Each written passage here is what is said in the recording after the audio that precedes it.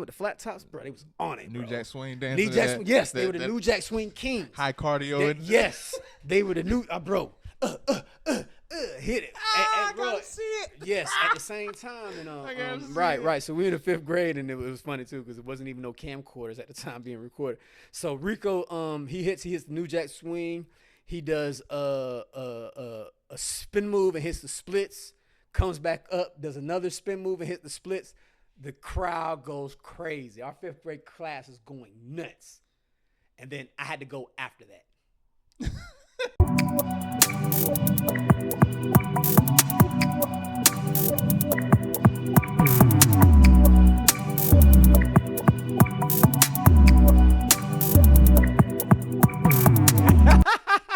I listen to the music. Is it cold cut? I listen to the music. It's funny because that's from the Bellevue days. Word.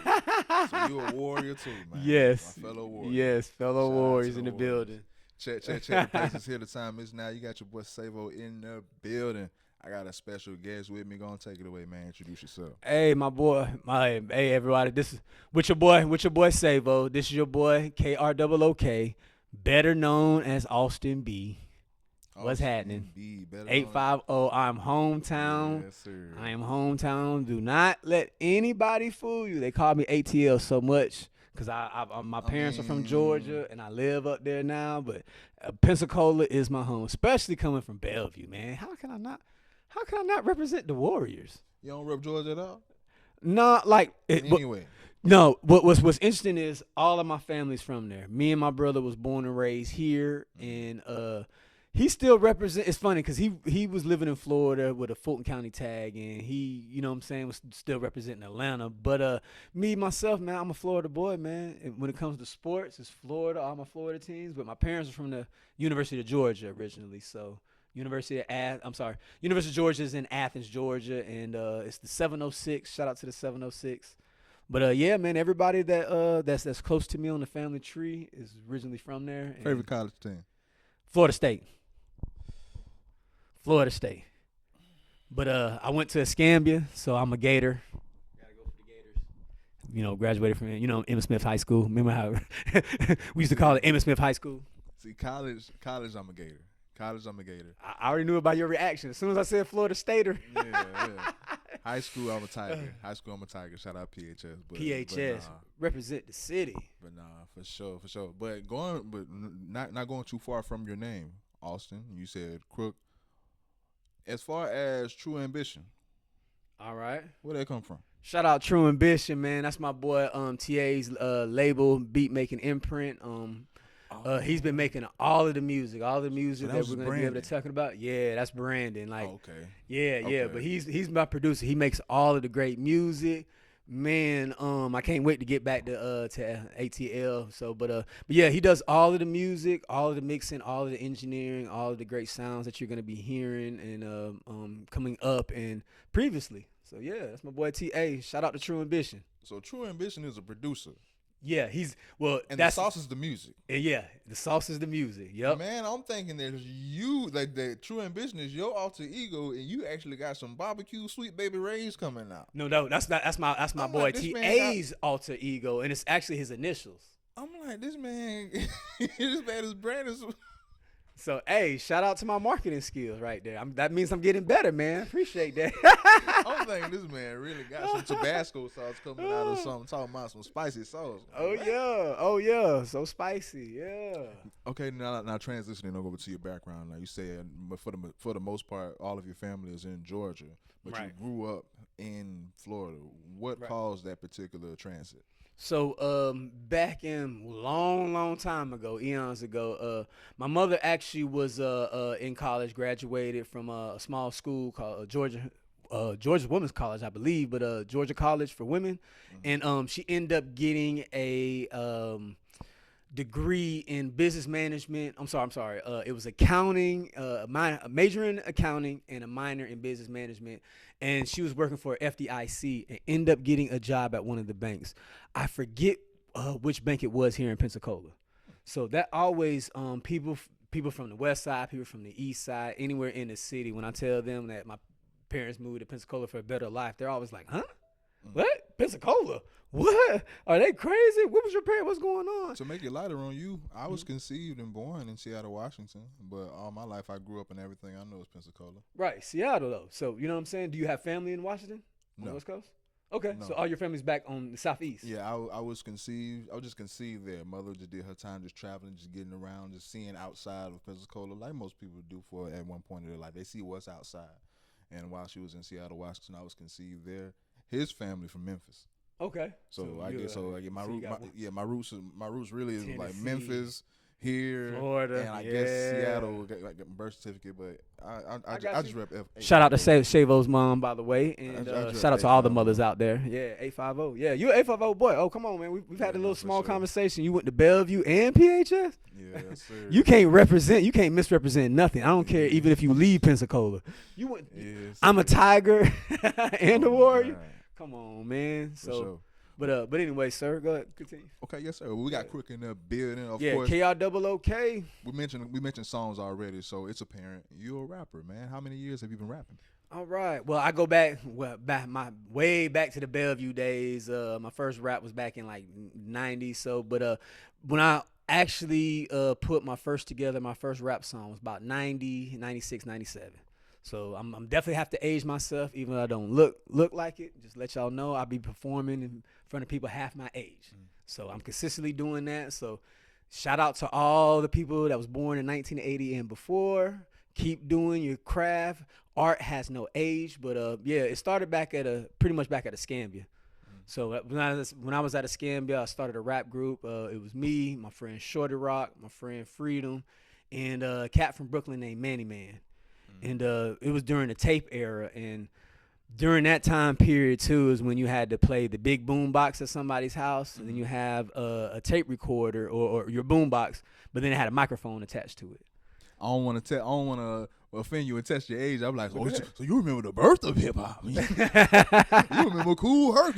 Were you at the party? I don't go back. It's funny. I was at the party. I was born after Cool Herc and all that. But yeah, but it's not anything wrong if you know your history. You know, I'm a big history buff and everything else. So when it comes to music, especially rap music, I love talking about history. And sometimes I don't try to put what I believe in other people.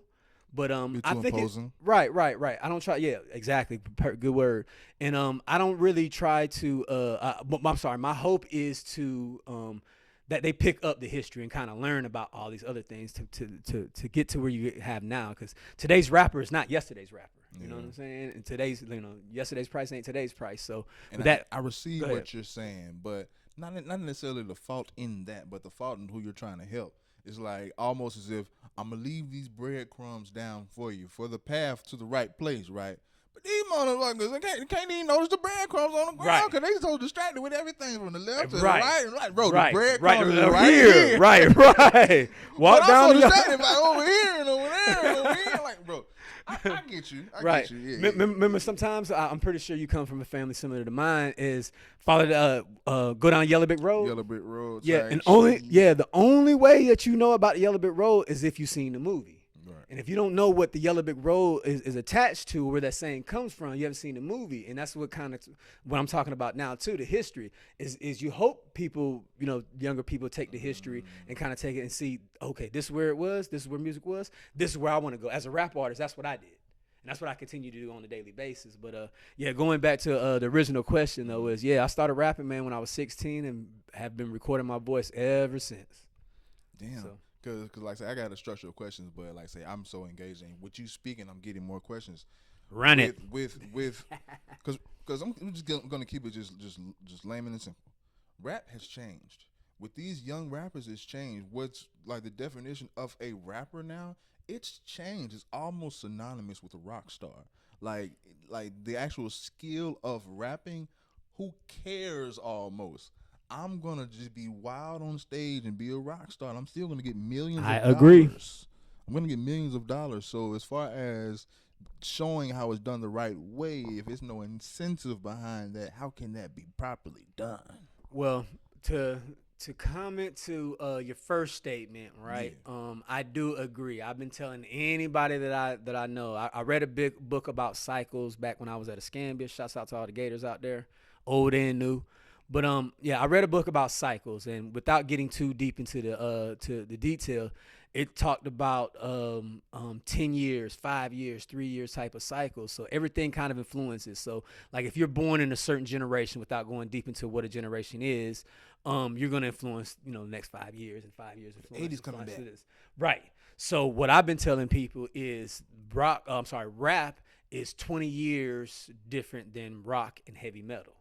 So I listen to a lot of rock and heavy metal now. So some of my influences now kind of help rub shoulders with my rap music. You know what I'm saying? But we'll get more into that a little bit later. But as far as that, if you look at the trending of how rap is, I can pinpoint who's your Marilyn Manson of rap in this generation. Playboy Cardi. You said Playboy Cardi. I think. Or Lil Uzi.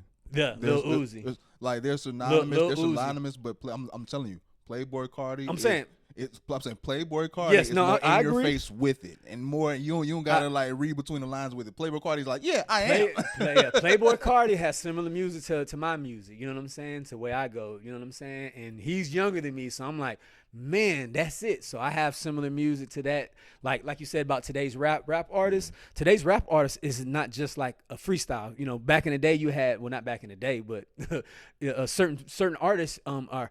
I'm just there to get the party crunk. I'm the crunk man. I'm the crunk girl. You know what I'm saying? I'm just there to rap. The crunk.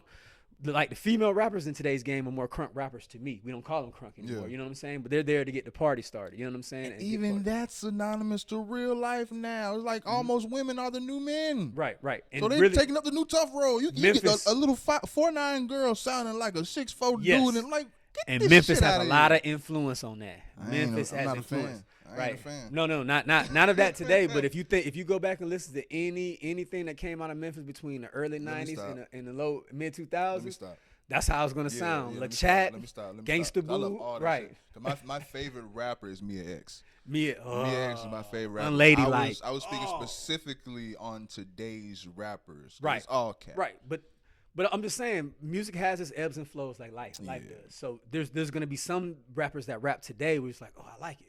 And like I said, I was not familiar about Playboy Cardi until like last 3 years. He's been going for a minute. I live in Atlanta. There's a lot of artists in Atlanta that's doing big things, but I don't know them. You know what I mean? I focus on my craft. So it's like, for me, like I said, rock music. If you look at how rock music and the trajectory of rock and roll and how rock and roll changed into metal, and then it had a little split between like hard rock and what is metal and what is classic rock and what is metal, is different. We have right now, I want to say the demarcation line for rap music was crunk music. Crunk music was our version of heavy metal. And you know what I'm saying? Memphis is the city synonymous with crunk music. So once that changed and people started fighting in the club. Did that fall off start with Kanye West? No, Kanye ain't had nothing to do with it. That's Chicago. Chicago is a little different. I'm not talking about the drill of today's rapper, but Chicago for me was anything with Midwest was the double time rap. Anything from Chicago, Detroit, Cleveland, they speeded up the tempo into either how you write or how you freestyle, which is called the double time rap or twisting. But when Kanye actually got to Ye and Yeezy and everything, like when 05 and 06 actually hit, yeah, Midwest had their thing. Yeah, he put on a lot of people. Shout out to that whole Midwest sound with John Legend and all them. When Dave Chappelle was really messing with them. I'm talking about a little bit after you that. said 05, 06? A little bit after that, when Kanye was like, you know what? I'm not trying to be like the rest of these rappers anymore. And I'm going to put on pink polo. I'm going to do everything that these rappers don't necessarily like and that they so you're talking about his style, not his music. I got what you're saying. The music, too. Yeah. The music, too, well, because my dark twisted fantasy ain't hip-hop. But that's still in the same category. Right. My dark twisted fantasy is not crunk. Right. No, it's not. But it's still a platinum record. You know what I'm saying? Graduation ain't crunk, but it's still art. Is that the album? I'm sorry. Is that the same album that had Put On For My City with no, Put On For My City was Young Jeezy's song. Yeah. But that auto-tune shit, that was around. That was like 07. Cause Kanye as a producer, I think he kind of understands the ebbs and flows too, especially during that era. But his first album to me was hip hop. You heard me? Was hip hop. Kanye was hip hop. Oh, I always look at, definitely. even though Kanye is a style bender, I still look at him as a hip hop because that's what he wanted to reintroduce. And if you think about that, the year of his first album, hip hop really wasn't like the New York style, the East Coast hip hop really wasn't in vogue. To the viewers that just want to just a breath of fresh air as far as the Kanye West that we're talking about. We're speaking about albums, but go back to the I'm Good mixtape. What he was shopping around before he actually got a deal for the first album. Right. That I'm Good mixtape, the mixtape that Chance the Rapper sampled on his first mix. Oh my God, the history, Chicago. But Shout out to Chi-Town. I'm here, I know this, I know what I'm talking about. I'm not just talking on my ass, but Right. I feel like around that time, I said you feel like Krook was like the last element. No. It wasn't the last element. I was just saying as far as the split between, okay, this is hip hop, this is gangster rap, right? That's kind of what we kind of had at that time. The West Coast had the gangster rap. Hip hop was the East Coast. The South really didn't have any lane, even though you had artists like the Ghetto Boys, you had artists like UGK, you had artists like the Dungeon Family that was already started to rap, and 8 Ball MJG actually was more well known. So to keep context though, the conversation we were having, who or what was the catalyst from hip hop transitioning over to rock? Right. Well, this is what I'm saying. All those artists that we just talked about from the 80s and 90s, they were all in 80s to the late 90s. And a lot of these artists really blew, like the Rockefeller, the Rough Riders, the Cash Money era. I mean, No Limit was already pumping out units in the early 90s, right? The mid-90s when I was in high school. But by 98, 99, 2000, they were selling so much units. They were the top brand. But everybody I knew that loved hip-hop that I was rapping with, and the cypher with, excuse me, they said that wasn't hip hop.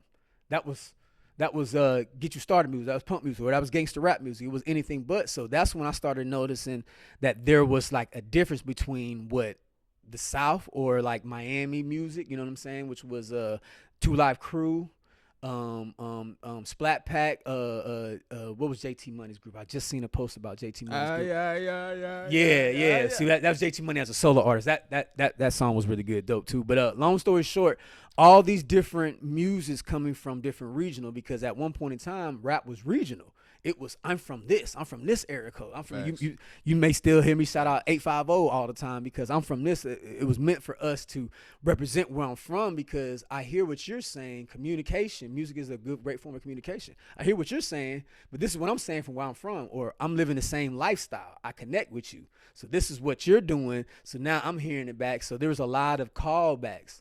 Like Biggie shouted out, you know what I'm saying? I rap a lot like a Texas boy, or I get more butts than rap a lot or something. You know what I'm saying? So, but why can't people get that? We have basically saying the same thing in different just languages. Even if I'm your neighbor, they feel like, nah, you have to be the op. Right.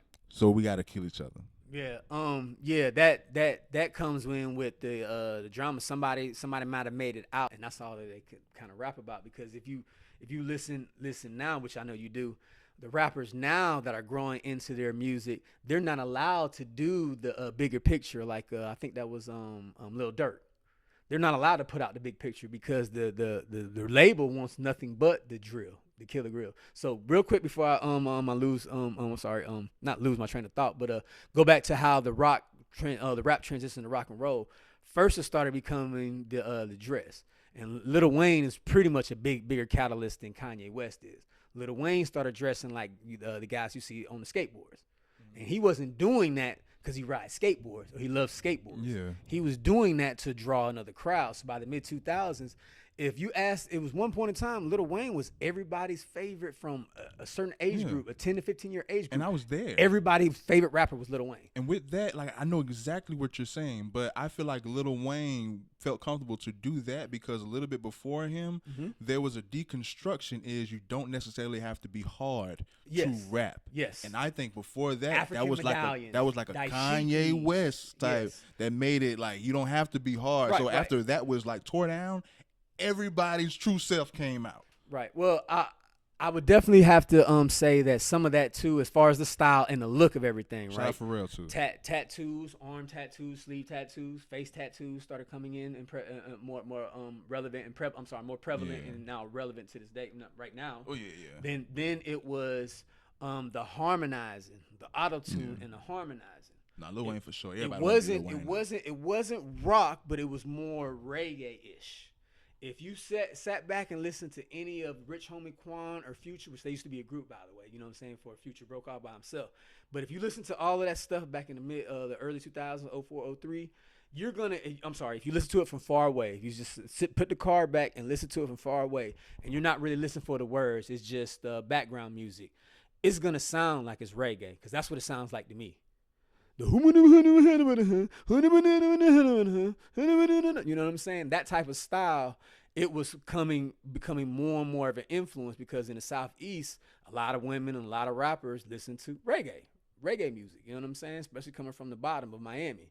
You know what I'm saying? So you had that intertwining with people loving rock groups like Breaking Benjamin. You had Blink 182. I remember Blink 182 and a couple of other groups were on Madden games.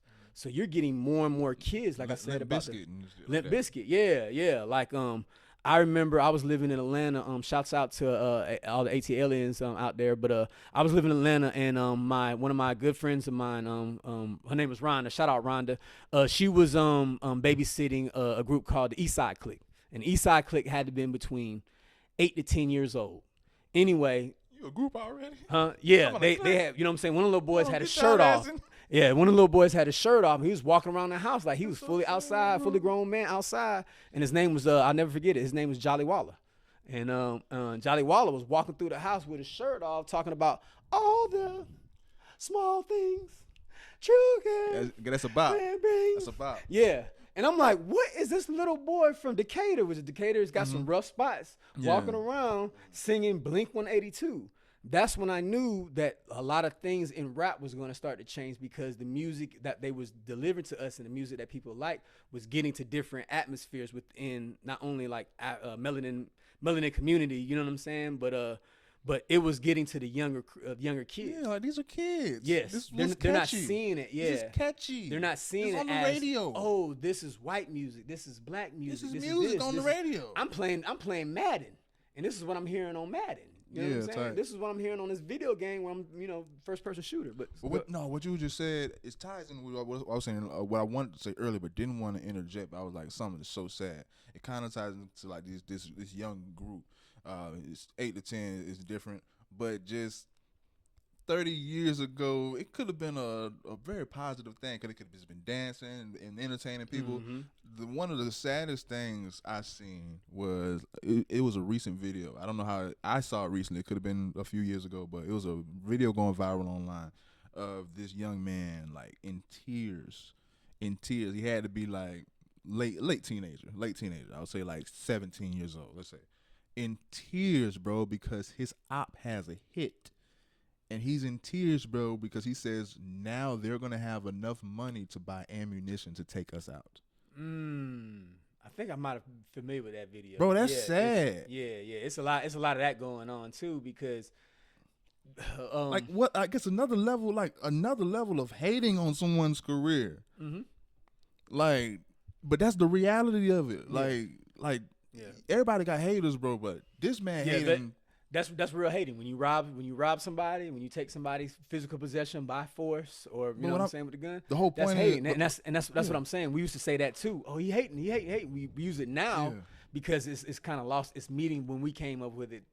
Like you said, 30 years ago or something like that. How it ties in is like these kids don't understand. Like, y'all too young to be hating on anything. Mm-hmm. Do y'all motherfucking work and shut the fuck up and right. Handle your down. business. Handle your business. Stay in your lane. Right. You got a long life to live. Go sit down, please. Right. And another influence too of how rap kind of got to rock and metal. It's gonna be all right. We're gonna be all right. But they killing each other, bro, for was nothing. the gangster rap, and what I'm saying, the claim in the game. Yeah. You know what I'm saying? I just want to let your audience know, and anybody know too, I'm willing to die for the things that I say. You know what I'm saying? Like, I know if I say anything, somebody could be offended, whether I'm right or wrong, and I can get killed for that, right or wrong. I'm not saying that's right. I'm not saying I agree with it, but there's people out there that think that way. Like, I'm just going to offend somebody. You know what I'm saying? I'm going to go and get them. You know what I mean? So for me, I am careful about what I say. So when it talks to gang culture, you might not hear me speak on it or not, but there's a lot of gang culture that has a lot of influence on younger people. And the age that I am now, the age that you are now, some of these little ones have men and women, granddads and grandmoms, moms and dads that, you know what I'm saying, are still in that life or live that life. So Have that's grown up themselves. right. And sometimes I have good friends this too. I'm not trying to down anyone or have negative dispersions on anybody, but I have a lot of friends that are from that lifestyle that are inactive that talk about these stories all the time. And I try to remind them, like, your child is around. Your child's around. I mean, I get that we're reminiscing because, you know what I'm saying, we're not that no more. But sure. but your children are hearing this, and then the children grow up wanting to have some of that nostalgia. That sounds cool. You know what I'm saying? Yes. That sounds cool. Yes. And what I'm seeing now with some of my friends, not all of my friends, but some of my friends, is the difficulty of their children lying online. You know what I'm saying? Saying I'm a part of the same game my dad is from. I'm a part of the same game my mom is from. Or my dad was part of this and he did this and I hear him talk about this. So let me get with a guy, if they're a female, let me get with a guy that's similar to this excitement that my dad talks about. And it's leading us down a different path because sometimes people just don't tell their kids, like, what I did was wrong. I always heard about this roller coaster. Now I got a chance to ride it. Mm-hmm. So, yeah. Who are some of your influences growing up, as far as just musically, or in general? Who are some of your influences? Okay, well, the main two rappers that I love rapping was, well, I had to go group and a solo artist. Was Outkast. Hearing Outkast for the first time in '93, they had a song called "Players Ball," and it was actually on a Christmas album, believe it or not. Yeah, it was they got a Christmas version of it. Yes, it was a Christmas. No. It was a Christmas release. I have it on. Well, I think I still have it on VHS tape. Long story short, they had other Christmas songs on the album, and their song was the only one that was like not Christmassy, even though it was written kind of to be Christmassy. I'm pretty sure everybody out there's heard the behind the music story about that song, where they were pretending to be English rappers, and it's beginning to look like wood, and because they didn't came up in an environment where they didn't have Christmas Follow like my everybody every else. step. Yeah, that right. I had to learn that all the time, and I want to say that was my last year at Bellevue. So For sure, I used to learn those lyrics and then go to Bellevue and try to rap it. And you know how it is. Once somebody else knows what you're rapping, and it's 3 people, and it's 4 people, and everybody in the hallway rapping, and you get a little confidence about yourself and self-esteem. Like, yeah, I can rap. It's really somebody else's lyrics. But so that would be my first big group that really I wanted to rap like Andre. Like the way that he ended that verse on his verse, I wanted to rap just da-da-da-da-da-da. And still to this day, he's one of my favorite rappers to end the verse. Like, I don't care how he starts it off, just give me a great ending. And they kind of say that about movies and TV and film. But anyway, and the solo artist is Soulja Slim. Soulja Slim is my favorite rapper. There's who I think is the best or who's the greatest. So that's a top 10 list. That's different. But who's my favorite? Soulja Slim's number 1. So that's I give you those. So yeah, I didn't see that coming. Yeah, Soulja Slim. I used to listen to Soulja Slim's tapes till they cracked, his CDs until they scratched. Oh, man, you threw me for a loop. And like you said, rest in peace, Soulja Slim, because ain't no coming back. Hearing your music, man, yeah, I wouldn't have thought that. No offense, but I wouldn't have thought. Yeah, my music sounds nothing like that, right? Like no, That's what's funny. That's what's funny about it. I mean, I would say maybe my teenage years. I have to get those and come back on another episode, and we'll vibe with the tapes and old CDs that I got recorded. But like I said, I've been recording my voice since I'm 16, so. I mean, maybe one day I have the Guinness Book of World Record that's what's up, for the longest recorded till, you know what I'm saying? Segue, like he's recording like. No, great segue. As far as your actual rapping style, let's speak into your specific genre, your individual genre, and within that genre, the different rap styles that you may be able to tap into, or languages that is. All right. Well, I'm glad you said something about that. Real quick. So for me, my vocal styles, I consider myself at this point in time more of a vocalist. Like I said, the rock and the heavy metal influences, the yelling, the screaming, I'm starting to implement a little bit more of that in my newer music. But as far as the vocalizations now too, that goes back to what you're saying about today's rapper. I think today's rappers got to carry a tune. Today's rappers got to be able to freestyle. Today's rappers got to have some type of voice inflection where, you know what I'm saying, it's the high, low, mid, you know what I'm saying? Harmonize. Like I said, I kind of said the harmonizing part, but you know what I'm saying? It's not just your everyday rapper. I mean, even if you look at guys like Eminem, Lil Wayne, you know what I'm saying? They've been harmonizing for a little bit. It's not just Bone Thugs and Harmony. Like at one point in time, it was just Bone Thugs and Harmony. And then you had Cash Money in Louisiana kind of doing their thing. And then you know what I'm saying? You convert to the Saint Lunatics and stuff. So shout out to the Saint Lunatics, STL. But don't nobody show Ja Rule love? Yeah, well, I'm saying Ja Rule had the same thing. I'm just saying, yeah, it was a big hit. That songs, all his songs was a big hit, and it just that man, bro. it tells you about like when 50 Cent did 50 Cent was bringing back gangster rap, as in 50 Cent is the gangster rap, is in Kanye West is in the hip hop. So you know what I'm saying? Kanye West at that time was trying to his first album was ushering hip hop back in there.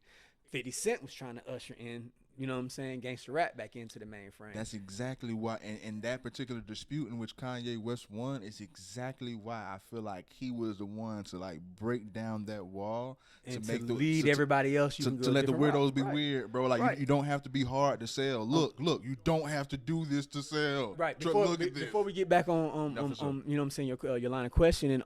Do you think if not for Kanye West, there would be no Lil Dicky? He says that he's his favorite rapper per se. Who Lil Dicky says Kanye West is his favorite rapper, or West?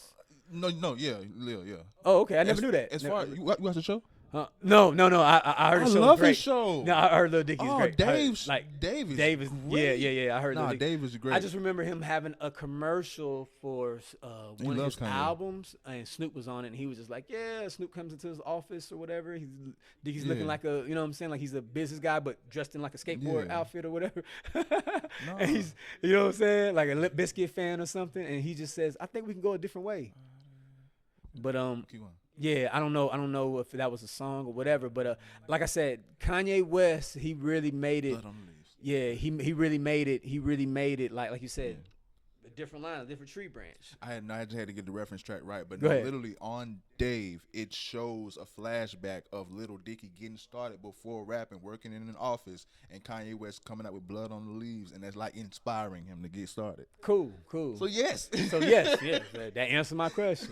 Jeez. Yes, man. I came here to be interviewed, not be the interviewer. I'm thinking it was a trick question. You already saw Dave. I haven't.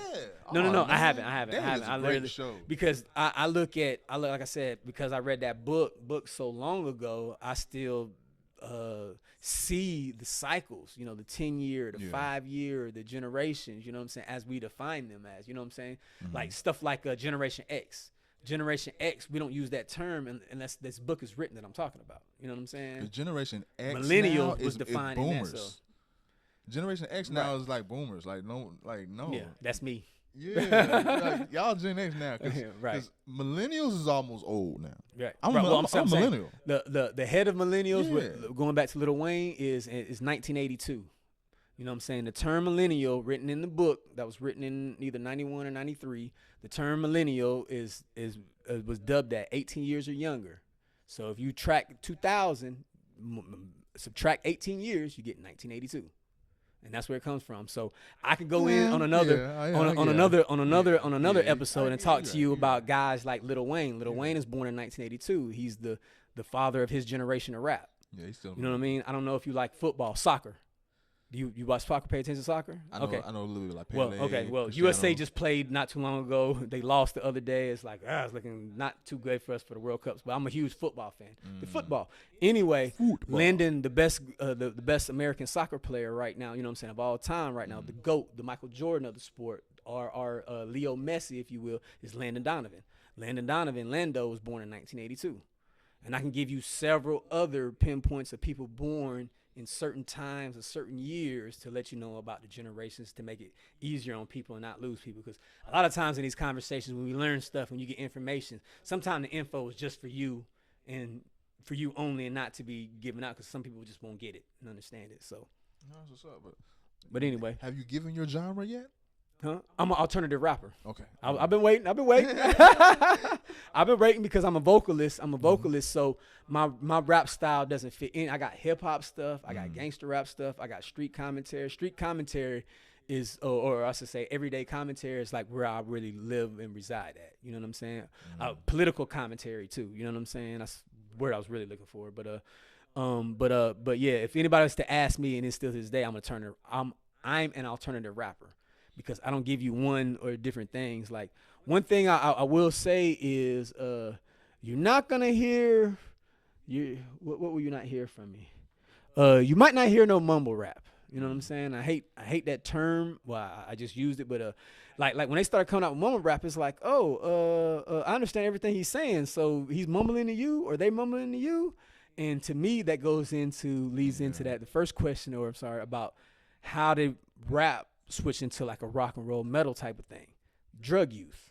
You know what I'm saying? That's another one. Like I said, I'll have to come back on another show. But since you already asked that question, there's like 5 or 6 different categories of how we have rappers who look like punk rockers, who look like metalheads, and their music sounds nothing like that. That's what I'm saying. Playboy Cardi, Little Uzi Vert, you know what I'm saying? But that's even what the Young new Thug. metalheads like. You know what I'm saying? Yes, because it's the look aesthetic.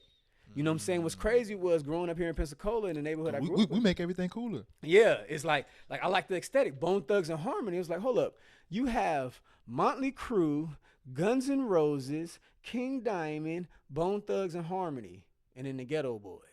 I'm like, if you don't know these bands, ladies and gentlemen, these are old school bands that led to metal. To you know what I'm saying? They was metal and hard at the time, but now. You know what I'm saying? Now in today's genre, that ain't nothing. Right. They're nothing. That's nothing. The guys are playing so fast and so quick, and then they're switching up so quick. You know what I'm saying? Back then was like the bridge, but you know, we're talking early 90s, late 80s, early 90s, where the genre was developing, and metal artists were like, no, they do rock. John Bon Jovi, this over here. And see, I didn't know any of this. I thought John Bon Jovi and Motley Crue were like similar. You know what I'm saying? It's like, it's hair bands. And then my friend's like, no, no, dude, you so wrong. That's like saying, somebody who does hip hop and drill rap is the same thing. Like Lil Durk is the same rap style as But then it can get subjective because Nas or somebody. But then it can get subjective because technically it can all kind of fall under the umbrella of rap. It is. Rap to me is the bigger genre of it. Just like rock and roll and metal, you know what I'm saying? It's still rock and roll. You know what I'm saying? It still can be just because the subgenres are different don't mean you ain't me. But this is the question that you're at, and that's what I'm getting at. That's the question that you asked. I'm sorry, and that's what we're getting at is there's so many subgenres. And as rap is, you know what I'm saying, going back to Cool Herc, if you were talking 1978, you know what I'm saying? You got to think about, okay, that's 47 years. You know what I'm saying? So there's still people being born, and right now he was at the party. Yeah. Yes, I was -2 years old. -2. But oh wow, that's the answer of bar. I'm so cold. I was -2. But going back to if we're tracking the timeline, you know what I mean? Like kids are being born into being influenced by rap music. Have you seen a little Caucasian girl that blew up for Project Pat song? Yeah. I just seen a video. That's regular now. Right, she was exactly. There was a time where we was being born, and it was like the people who was doing rock and country and all that. Rap is short for crap. They were saying that. That was on TV.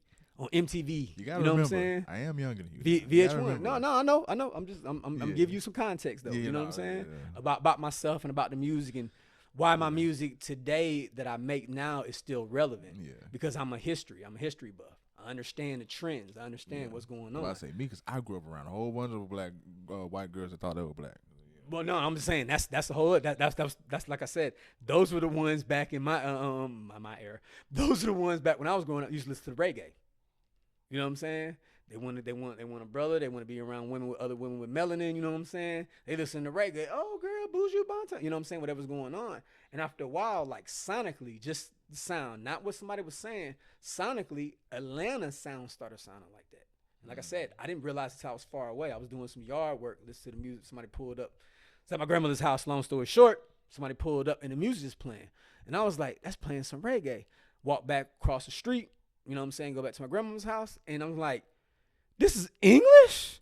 They all rapping in English, and I want to say it was Future's song, but it's today's music now with the auto tune and the singy song, and goes back to what we were saying about my vocalization and everything like that. I just think today's rapper is just not one thing. I mean, it's like you have to be able to harmonize vocally, spit bars. You got to rap. You got to rap to all. It ain't just like, okay, I'm only gonna rap to the ladies. Like Little John, I'm only gonna just be a party guy. Two Live Crew, Luke. I'm just gonna be a party guy. You know what I'm saying? And we could separate all of these and still have our space. You know what I'm saying? Still do our thing. Now it's like I'm everything. I gotta entertain the ladies. I gotta make it. You know what I'm saying? I gotta do drug type of music when I'm talking about how high I am. I don't feel nothing. And then I gotta have another song where I'm talking about I feel everything. And I'm so go ahead. Go ahead. Yeah. Another. Because there's so many different categories of how we got up to it too. Because I don't know if you understand. I'm pretty sure you do. You listen to music, but just for your audience sake of term, how rap has gotten into we're in the whining moment right now. It's all about pain. The Ride Wave. I like Ride Wave, by the way. I hate the sad rap. But sad yeah, rap. it's sad rapping. Okay, yeah, I didn't know. You know what I'm saying? It's sad rap. But it's pain everything. I'm so tired. Like you're your so ass young. up. Like you said about up. people killing each other over the rapping. Yeah, And so you're too young to be talking about this or feeling like. I'm sorry, I shouldn't say feeling this way, but at the same time, you got to be able to process the feelings. Like, man, if you live to this age, you might. You know what I'm saying? You might be doing some greater things than you're doing now. Everything is not always going to be a bad. You know what I'm saying? Like I said, peaks. Life is like peaks and valleys. You gotta Everything make is them not tougher when they're younger, man. Yeah, well, They grew up when they're younger, man. They grew up in a different They era. grow up and feel a little bit of pain. They think the world in it. That ain't nothing. Man. Hey, those mid 2000s of Scrape rap. your knee. Hey, you heard me? That's y'all fault right there. Man, nah, I was outside scraping my knee, man. Hey, What them am I late talking 80s about? babies, them early 90s babies, I was scraping my knee, man. y'all don't fool with them mid 90s babies and them early 2000 babies. You know what it was? Whoever, and it could have been my generation, but whenever the disconnect started with the OGs and the young bucks, to where whatever the old niggas can't tell the young niggas something. At first, it was like hip hop was our thing, and then it got to, okay, y'all knew it was coming in. No, we got to tell y'all something. It's like, nah, y'all ain't telling us shit. Not today. These young niggas, they didn't know nobody. And I think it was a disconnect somewhere. Like it could have been the millennials, but.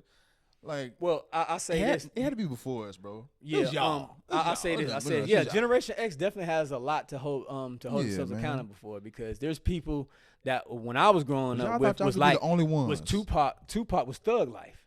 They didn't know about Tupac the orator. They didn't know about Tupac the reader. They didn't know about Tupac the poet. Yeah, they kind of there was documentaries and stuff like that kind of after and later. But a lot of my people that I knew was thug life. You better not sell out. Watch your mouth. Watch your tone. You know what I'm saying? Like it's over. You know what I'm saying? You say something. You know what I'm saying? And when Tupac and Biggie was alive, and the drama was happening between the East Coast and West Coast, it really was like, hey, I like Biggie. I don't like Pac. I like Tupac. I don't like Biggie. You know what I'm saying? If you listen to it, I ride for this. You don't even know him. I you don't even know these Tupac. artists. I love Tupac still to this day, but just as the man that I am today, I passed 30. I can't ride like Tupac after 30, and I can't imagine somebody still thinking that they're Tupac at 40 and 50. Yeah. Yo, that man was saying all that at 22. Right. That's what I'm saying. He was well read. You're still following a child, but yeah. yes, right. all of that, yes, right. all of that, but still, he still right. has He's some 25. developing to do. Yeah, he's 25. All that right. hatred and all the beef, right. all that He's 25, right? He stopped at 25, right? All that pointless shit, and people are still progressing and following that way of life, bro. He wasn't finished, dog. Mm-hmm. Just imagine if Pac reached 40. Mm-hmm. He ain't still gonna be that. Right. Y'all are 40 now. Y'all are 50 now. Y'all are 30 now. Yeah. Y'all don't know. You can't say fuck the world. Right. And like I said, yeah. If you care about it, what are we doing here? And that's what I'm saying now too, with the struggle that music in general is going with, or human beings. I said the overarching big picture thing is hypocrisy and contradiction. You know what I mean? Like if you try your best not to be a hypocrite, and you try your best not to contradict, you will see your life become better and more into a positive light. And what people don't understand is, let's use you for example. If I tell you you can't come on my show, you know what I'm saying, because you're not this. But then I allow somebody else to come on this show because, you know what I'm saying, I want the followers or something like that. That's being a hypocrite. You know what I'm saying? If I say, don't you be drinking alcohol because it's bad for you, and then you see me with alcohol all the time drinking it, that's a contradiction. But there's a whole generation of that do as I say, not as I do. Exactly, so like, exactly. And like I said, Generation X has a lot to answer for. I don't have any kids. You know what I'm saying? I don't have any kids, so I try to be a positive influence as far as talking to the younger youth. Sure. I can, like you said, you can't tell them. I realize that in my own family, you can't tell them what to do. But what I can do is I can ask, what do you think about life? They gotta. What do you feel about life? They gotta respect you. But and sometimes it's hard to find that respect. Sometimes they'll go outside of their own family. I find this with some of my friends' kids. My friends' kids are like, yeah, get over here, blah, blah, blah, blah. I get respect. And then they comes with the uncle or the friend of the family, and they're like, yes, sir. Yes, sir. Yo, yes, I ma'am. Get respect, yeah, man. yeah. It's funny how it works sometimes, but so I try to just tell some of the youth too. I really want people, if their parents out there and they're having a difficulty with their teenage children or their 20-something year old children, when they see this, is ask them 2 questions. I would like for y'all to ask them 2 questions. Where do you see yourself in 5 years, and what do you want to do with your life now? It's crazy how young people will tell you what's going on. Or you'll find out. You'll find with them 2 questions. You'll find out everything. You'll find out if they think that things are tough in their life. You'll find out if things are going good. You'll find out they're just upset about a life situation that they happen. It's just for this moment. You know what I'm saying? Somebody didn't hang out with them for the moment. And you're like, you're all upset about this? You'll find out so much. And this is what I do in my own family. And they just sit here like, you're the best. You know, my real name is Austin. So you're the best, Uncle Austin. And I'm sitting here, or Uncle Krook, you know what I'm saying? And they're just sitting here like, because as adults, we got to understand, some of us put our kids in adult situations and we keep them there. And we don't understand that. No. You got to be in the room. You can't hear me yelling at somebody else on the phone. You can't hear me cursing at somebody else on the phone. You can't hear me talking to another grown adult as if they're another child. You know what I'm saying? And I have these conversations a bunch of times with some of my friends. Like, look, man, I'm not around any children. You know what I'm saying? I like having. I want to cut you off. Go ahead. Go ahead. Yeah, I was just saying. I like having those conversations with the youth or whatever. Like I said, because I'm no authoritarian, but like I say, it's apparent ways to show that disconnect to where, okay, this is how adults think and talk, and how you think, because they think that they can. I was that young man, right. But it's ways as far as having conversation and philosophically holding up mirrors so that they can actually see how dumb and not on your level. Like, bro, you're still.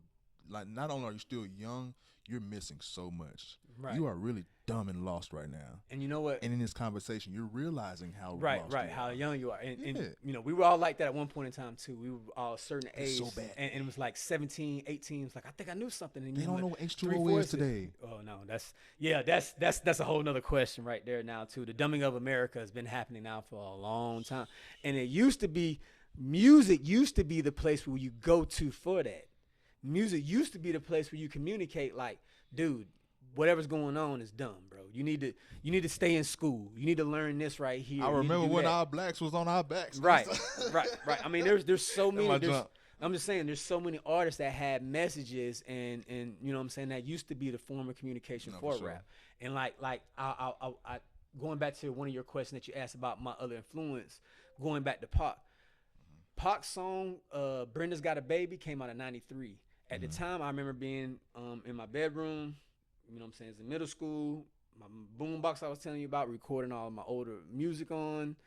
That song came on, and at the time, it was nothing but R&B with a rap feature.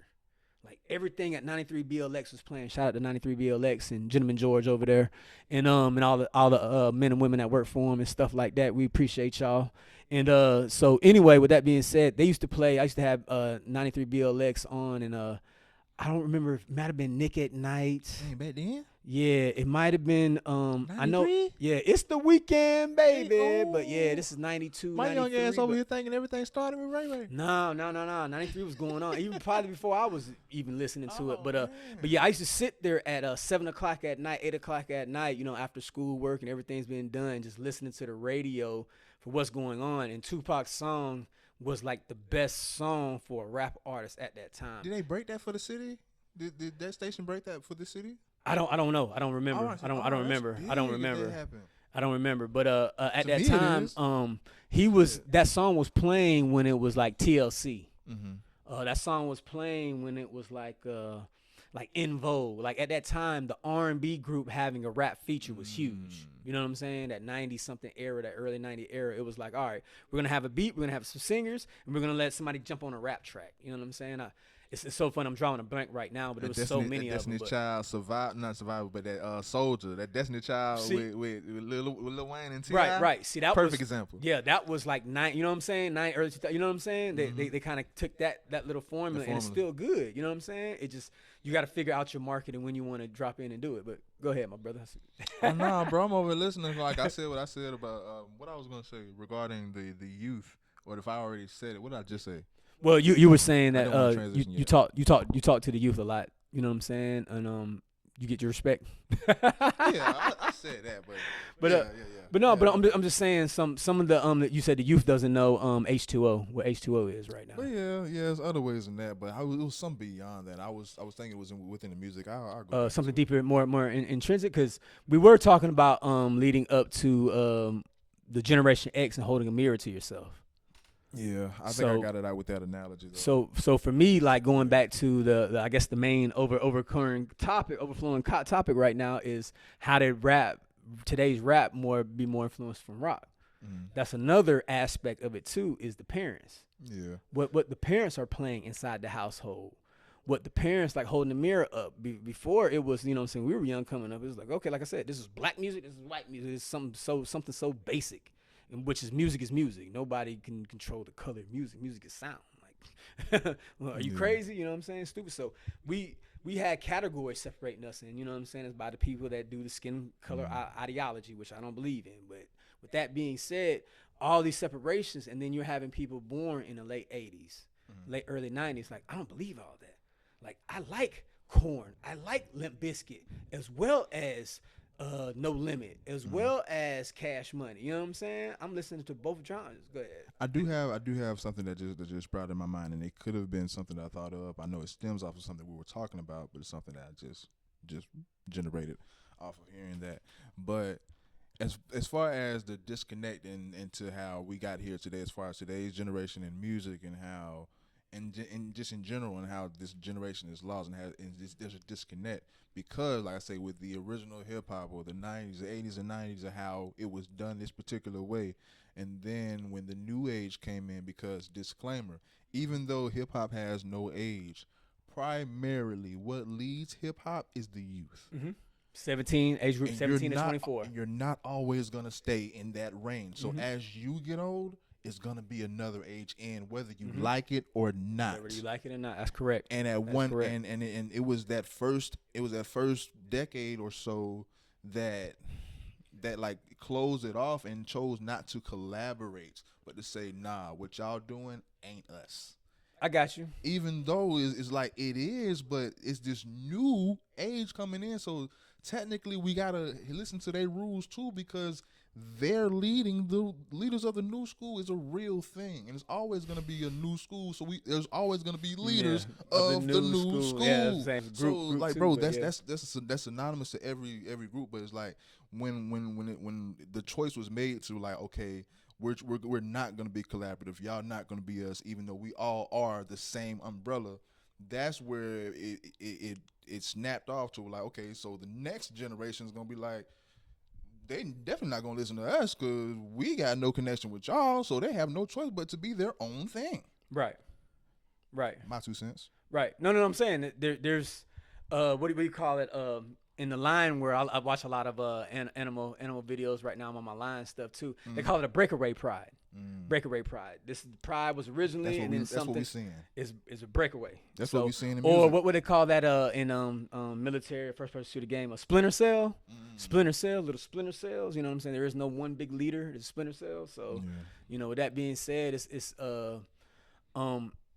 so many different things to influence, and there is nobody like we time and time again we keep seeing like these rappers keep getting elevated and become the biggest in the world, and next thing you know, it's kind of like they give up their morals or something. They dress a certain way or they have some certain type tattoos. You're like, what's going on right here? You know what I'm saying? A style. They was giving all that shit with a price to begin with. Right. Now they got to pay price it. to begin with. You know what I'm Now saying? They got to pay it. There's all these other things. The way they have they give out deals, 360 deals, and what they're expecting and what information is giving out to them. You know, there's so many other things that we can get on and talk about. So, but for me, you know what I'm saying? Like, hey man, there's rock. There's a lot of good music in rock and metal. You know what I'm saying? The youngsters are listening to that, and their parents are listening to it, and they're influenced by it. So when they do rap, they don't got a guitar. You know, guitars are expensive. You know what I'm saying? Drums are expensive. Like you can't just have a drum set. You know what I'm saying? In your studio like that, and people be like, "Hey, you're too loud. Where you gonna practice the drums without somebody telling you you suck or not? You suck, but you know what I'm saying? It's like, well, true. Right. Well, in order not to suck, how can I get better? But you're too constructive. Loud. Right. Being constructive. I can't get better at my craft if I can hear it. So at one point in time, I played. I was in the band in elementary school, and I was playing trumpet. But whenever I practiced my trumpet, my mom would always say, "You're too loud." So how can I get better at practicing the trumpet if I'm at the house to be able to practice the trumpet and I'm too loud practicing the trumpet? There's no way I can get my breath and practice the trumpet, but that's the things that we, you know what I'm saying, that we go through in life. So. Or maybe as I guess abrasive, you're too loud is, maybe that was still a nice way of saying you're too loud and bad. Yeah, you suck. Right. Good, you suck. And that's what I was saying about man, hey, if I do suck, how can I get better if I don't play? But yeah. But let's, I don't want to cut you out. I don't want to cut you out, but for the people, let's go 2. What's it mean? 2. I mean, I'm not cutting it off no time. Oh, okay, cool. All right. Cool. I wasn't about to cut it off. I was like, man, I'm enjoying this conversation, my boy. Like, hey, man, I got you. Business. But I still we have the business. Questions for you. Sure. I still have questions for you. So yeah. First time at the Sabo show. It's going a little bit over, but it's all right. It's a little comfortable. You know what I'm saying? It's a great conversation. We can handle all that. We can handle all that. I'm enjoying the conversation, but I was still going to say so we don't take forever. Let's just answer these particular questions. Sure. And we veered off from a 2-part subject that I still want to get into regarding the genre. And let me go ahead and set this up so you can knock this out the park. Because we're speaking about just language and everything. We take language for granted. Just learning a language is so hard. And of course, you're born into it. You don't realize because it's your way of communicating. But just learning a language is just so hard, and we take that for granted. And taking that particular language and knowing and forming cadences with it and forming raps. It's hard at all. Even if it's your primary language, rap ain't easy. And if you take both of those hardnesses and put it into something else that's foreign to you, and maybe even more than one, I can't even imagine. I can't fathom that, because I got no Duolingo on mine. I ain't trying to learn no other language right now. But I have like the utmost respect for the people that take the time out to learn other languages. Like, take the time. That's time consuming to learn another language, and then learning how to rap in another language, bro. How many languages can you rap in? All right, I think I want to say I'm up to 16. So those y'all don't know, just in case y'all jumping in on this part of the interview, is my name is Krook, Krook. I have 2 albums out. Both of the albums are called Global 1 and Global 2. Global 1 was the first of its kind, where I have 9 languages. And damn. 9 languages, including English is on the particular album. Quick question, because I want you to explain all of this, but just because I just always had this myth, and I believe it. Is English the hardest language? A lot of people say it is. I can't believe I said I've been doing so well with that. I said twice, 3 times. But going back to what I was saying was, English is up there, but it's not the hardest. I keep saying Mandarin Chinese, Russian, Icelandic. Those are your like top 3, and I can't remember the top 5. I never heard of Icelandic language. I didn't know what they spoke. Yeah, Icelandic is difficult. I know some Icelandic words and some phrases too, man. But I will say this about Icelandic, just for all your fans listening yourself, for your own edification, is anytime you see somebody from Iceland and they're leaving, you say bless, bless. Just like you would if you were Jamaican or in the Caribbean. Bless, bless. They respond to bless, bless, and they have no melanin.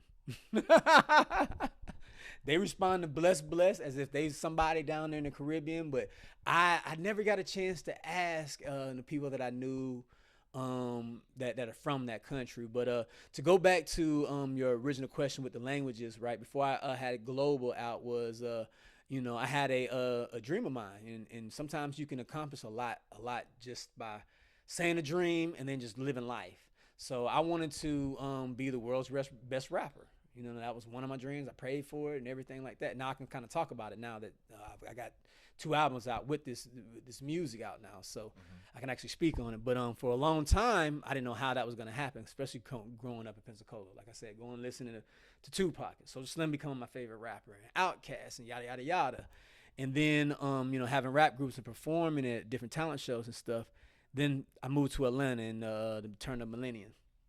And started seeing how the artists in Atlanta would buy their own cars and market their own stuff. And I ended up going to college in Morris Brown, which is the AUC. It's right next door to Clark Atlanta, Spelman, and Morehouse. We're like the stepchild of all those schools, but nobody ever mentions Mo B. You know what I'm saying? So shouts out to Mo B and all the Wolverines out there.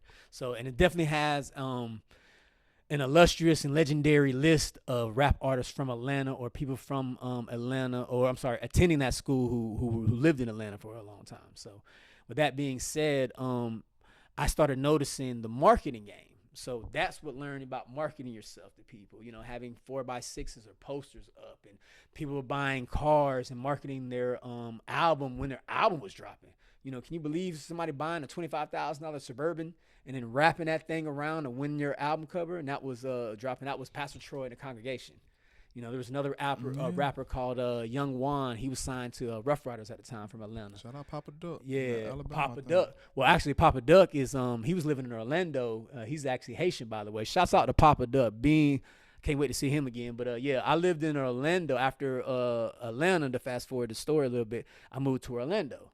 And my expertise as a working adult is restaurants, hospitality. If I'm not working the front door of somebody's restaurant, I'm working on washing dishes. If I'm not working at a restaurant, I'm working at a hotel. You know what I'm saying? Stuff like that. So I'm going door to door selling stuff, salesman stuff. But anyway, with that being said, I moved to Orlando. I started applying on the east side. I was living on it. My brother was living on the east side, and I started applying to jobs around the tourist area. I started working for a huge 3-story TGI Fridays called Front Rows. Shout out to Front Rows, and all the people that see this for Front Rows. I still remember y'all. I still think about y'all to this day. But it shut down in 2010. And it was a huge TGI Fridays owned. They didn't own the land, but they bought it, and it was called Front Rows. So anyway, my first day on the job as a host, I sat 3 families. And the 3 families were, not in any particular order, were Australian, Brazilian, and Swedish. And I was like, are there any Americans? And, Roy Jones from this hometown. Well, there was a bust of Antonio Tarver every day I came into work sitting right above me. Like, the host stand was, like, if we taking, the view of the audience, we're facing out, so people are walking into us. The bust was like 5 feet. Yeah, 5 feet tall itself, and he's looking at me every single day. And I'm like, I'm from the city of Roy Jones. I'm 850. But anyway, I sat the guest down, and I was just amazed about how many people from outside of the world are coming into town for SeaWorld or Disney World, Universal Studios, all the theme park capital of the world. And I started. It piques me. I'm a history buff. You know what I'm saying? I was really big on National Geography back growing up here in Pensacola. So I never thought I would meet people from all these countries in my 5th grade year. And, if anybody has paid attention to your other interviews with me in it, there was a certain special head of the table I met the same year in 5th grade. You know what I'm saying? We took that same geography class. And I'm looking at the map, getting all these questions right. There. You know what I'm saying? Yeah, we'll get there. But all these questions on the map, and just knowing that these countries, but as I got older, never been able to get outside of the country. So Orlando was like one of the best places I could be. And once I started hearing these different languages, I was just thinking, man, if I could learn these languages, learn and survive in Orlando, work, have a living, make some money, and have my own spot and adapt to Orlando, I'll eventually can rap. And if I can rap in these languages, I'm eventually going to move back to Atlanta and be able to put out my music. I'm going to find somebody, some producer, shout out to TA, and, you know what I'm saying, be able With to the deliver sauce. the music. You know what I'm saying? And So- that's what you hear. That's what you're hearing. Everything now is to fruition. And I don't care what any human being has to say about me being in my 40s. I don't care. I learned how to speak and rap all these languages in my 30s. So, you know what I'm saying? With that being said, I got people who have flowed on the internet and was like, you know, you've been doing music for years, you ain't never done it. I respect. I don't care. It doesn't appeal to me because I have my own life and my life calling is to meet my destiny. I'm supposed to meet my destiny. I'm supposed to meet the fate, whatever that entails. However I come into this world, I don't have to be. However I start, I don't have to have my ending be the same way. So, Man, bro. Earlier we had a conversation. I put out my phone to show you a clip to sum up everything. Later. Don't forget Pull to up the show clip. me an Instagram clip, please. okay, Don't forget I to can tell remember me. that for you. I got a pretty good memory Don't now. forget, So don't forget. I'll tell you, nigga. But no. Can you at this time list all the languages, all 9 Okay, of so them? so for global, the album would start off with Good Morgen, which is Dutch. So we go Dutch. We go hold up, it'd be a little bit easier. I'll just look this up real quick. It should be Dutch, Spanish, Portuguese, Japanese. Is it Mandarin? No, not yet. I haven't gotten there yet. It's the first album. It's the first album, ladies and gentlemen. I'm a pretty dope person. So quick Anyway, question: Are you all right. So I got up to Japanese. Okay, so the next song would be Creole, but Creole I don't rap fully in Creole. I just simply say a few phrases and I kind of define it in English. So you know what I'm saying. But Creole, I got Arabic where I could pretty much do the same thing. It's called Yala Mshi. Shout out to Morocco and all my friends from Morocco that taught me the language Arabic. There's so many different countries too that speak multiple languages too. We as Americans, we just speak American actually, because my friends from England tell me all the time that we don't speak English. I'm like, how? I've learned all my life we speak English. That's what I learned in school and stuff. Like, no, I'm from England, mate, and I speak English. I say stuff like, "Where's the loo?" And then when I ask, you know, when I have English customers or English guests that would come in, you know, being that I told y'all I was a host, I would say, hello, welcome into whatever restaurant I worked at. Do you need a children's menu? That was so confusing from people from England, Scotland, Wales, and the part of Ireland. they ain't got kids? Yeah, there's Ireland. No, they don't use the word kids. They don't use the word kids. That's what I'm saying. use? They speak English. They definitely say children's menu, and what was the other word?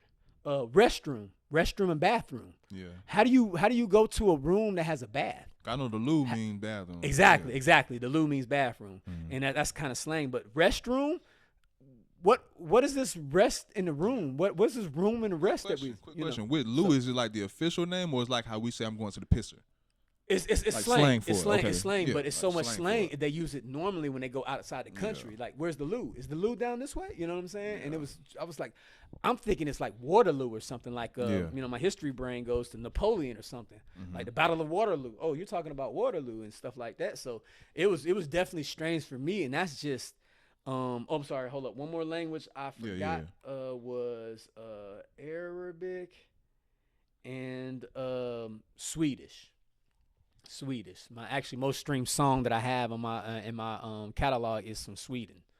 So Can you rap us a version in Swedish? not Or just pick a language that's not English. Can you no, rap? not right now. That's gonna be too difficult right now. I got so many brain. I'll come back on another episode. I'll give the people what they want right Dang, now. But that's what I wanted. yeah, I can't. I'll say this too. My level of because there's so many languages that I was learning. I got up to working in Orlando. I got up to 5 sentences in 30 languages. Now you got the people thinking all them songs are gonna be AI. Yes, and it's not AI. This is gonna give you a chance. this is hard work. This is to seal the deal. They gonna think you AI. This is nah, because it's funny because man, it gets to a certain point in time, especially in the restaurant world, you go on to wait, and the languages start blending in. So I start speaking Portuguese with Swedish, mix it in with Icelandic, mix it in with Russian, mix it in with Mandarin, mix it in, and next thing you know, some people don't know what I'm saying. Get out of here! You're So right now, everything on my mind right now, trying to rap in one of my songs, you dropping a verse on one of my songs, like Right now, like I said, global is nine languages, and then we go to global 2, and y'all including English too. Is I have Mandarin, I have what was the new one? Finland. When I was telling you about Finnish from Turva. Yeah, Turva is the name of the song, which means hello. I have so I'm up to 11 total. I have Tagalog. Tagalog. What does that mean? Filipino. What does that mean? Filipino. It's Filipino language. What does it mean though? No, Tagalog is the name of the language. I'm sorry. I thought you named a song. Yeah. No, it's called the French song. So yeah, I got that, and then I got a double up with the French. Even though Creole is a root of French, but I actually have a whole French song called Mon Repertoire. Well, since you can't actually rap the song, you got my hopes up. Can you answer this in 2-part question? Sure. 2-part question. Give me an example of your best performance and your worst performance. Dang. That's kind of easy right now. All right, my best performance, something that's clean, was ATL Hip Hop Day of last year. I don't know if there's any footage around because I didn't have anybody on this day that I performed, but that was Labor Day weekend of last year, and I performed So Spicy, the Sauce song, there too, and it was good. I actually some of the performance I've had in the last handful of years provided by Mr. Elrico, which appreciate you, my boy. I debuted a song here in Pensacola, and I take it to a bigger city or a bigger location, and my performances here in Pensacola are really not that. It's like I'm getting all the kinks out, working out what I want. I have a idea in my head, and then practicing to get it right and deliver it. So I did a little mini showcase, which I say was my worst performance, is in 2023 as an Elrico event. And shout out to DJ Sammy Sam and DJ Spin that worked the event last night, and they were working the event. And I came in an hour early, but I had a dream, and I'm really big on certain things, premonitions, and, don't go this way, don't go that way, or, warnings and stuff like that. So I had a dream that I was going to fall during my performance. So I like when I perform, it's, for me, I got to check out the venue, the floor. I wear certain shoes, you know what I'm saying? Okay, these shoes are going to be good. This is, so I came in early, you know what I'm saying, for that, because I had dress shoes on compared to, you know what I'm saying, some Clarks. So I love performing in my Clarks, by the way. So anyway, shout out to Clarks.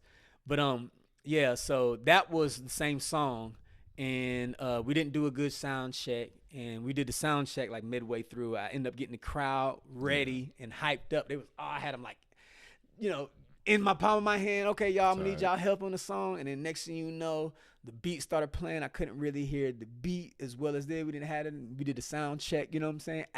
Okay, man. And at first, most people would panic. Most people, be mad at the DJ, and okay, and you know what I'm saying? My friend Elrico was really good at improvising. He'd be like, all right, we're going to something else, you know what I'm saying? I don't know what's going on. Man, what was that all about? Later on, like, bro, you blew up. But I just simply said, you know what? Cut it, DJ. Y'all heard all of that? All right, boom. We started all over.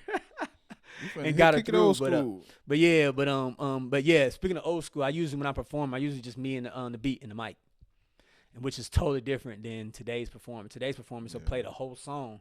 Yeah. You know what I'm saying, and rap over, or they'll have the ad-libs. Yeah, they ad-lib it. You know what I'm saying? They'll have, all right, one track or a studio mix where they have certain stuff going on. So, but yeah, my worst performance was So Spicy 2024 at ATL Hip Hop Day. I want to say that was September 2nd or something like that. And then my worst performance. You just say your worst was So Spicy, so they said best was So Spicy. Yeah, my best was So Spicy at ATL and ATL Hip Hop Day, and then my worst was in Pensacola. Man, I forgot what location we were at, but we were right down the street on Cervantes. But yeah, that was pretty bad. Like I sent it and I shared it to people, and I told everybody this is my worst performance I've ever did in my life. And I've had some up until this point in my time in my life, of course, I mean, you know what I'm saying, I've been on this earth for 4 decades. I've had some pretty bad performances, but for me, that one was okay. I couldn't hear the beat. I'm off. I had to, you know what I'm saying, the timing of the song is off, you know what I'm saying? It's like, you know what I'm saying, when you're doing the measures and stuff, okay, you got 4 measures. Well, I'm on the 3rd measure, and it's already into the verse. And I'm like, whoa, let me go ahead and go on to the verse. You know what I'm saying? Quick question. Yeah. Quick question. Gonna fit this in. Lunch table tradition. Give me a top 5 artists dead or alive. Top 5 artists dead or alive. All right. So my favorite. I'm just gonna go with my favorite now. Who I think is the best, ladies and gents. So my favorite is number 1 would be Soulja Slim. Number two. I'm not gonna break them up into groups. I don't like breaking up groups. You know, UGK, cast. You know what I'm saying? Yeah. I'm not gonna do the groups. I'm just gonna do solo artists. So it would be Soulja Slim. I would say, T-Rock. Well, that'll be another conversation. T-Rock used to be signed to Hypnotized Camp Posse. He's from Atlanta, College Park area. He would be fit right in there. My number 2 at this moment. Number 3 was a rap artist out of Louisiana by the name of Trey 8. Trey 8, rest in peace. I want to say Trey 8 passed away in like 2010, 2011. But anyway, he was one of Master P's first artists. He had a song called Fright Night. Fright Night back in the day. But he was one of Master P's artists that was like outside of his family. You know what I'm saying? And he was going to be big, but then he separated. So Trey 8 would be number 3. Number 4 would be my dog BG. Born the same year. 1980 was a good year to date myself. But yeah, BG would be number 4. And then number 5. Who was somebody else I used to listen to? All right, well, for the sake of timing. Clap your hands, everybody. Oh, nobody from that era. No, I was trying to think of all the ones that wanted to influence me, and I'm like, man, I still go back and listen to their things now. All right, let's just put in Nas. I'll say Nas.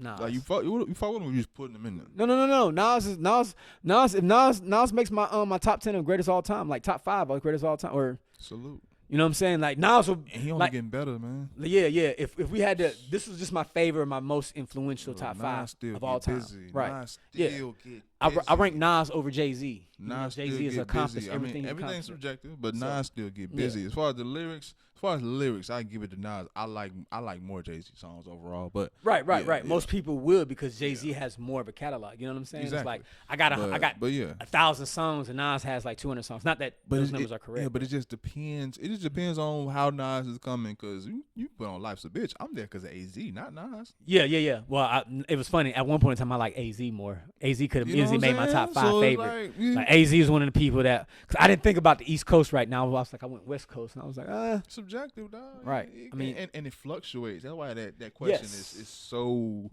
hard and complex because it fluctuates. And what I always find out with that question is, for me, is you go from your favorite to your greatest.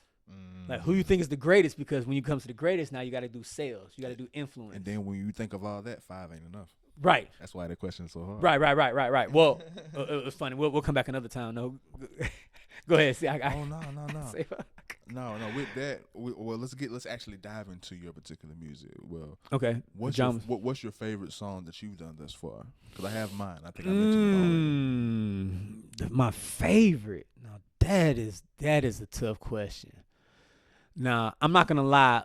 When you did your interview with somebody else, I was thinking about, like, if you ever asked me that type of question, and what would I say? And I would say, all right now, because every artist says this too.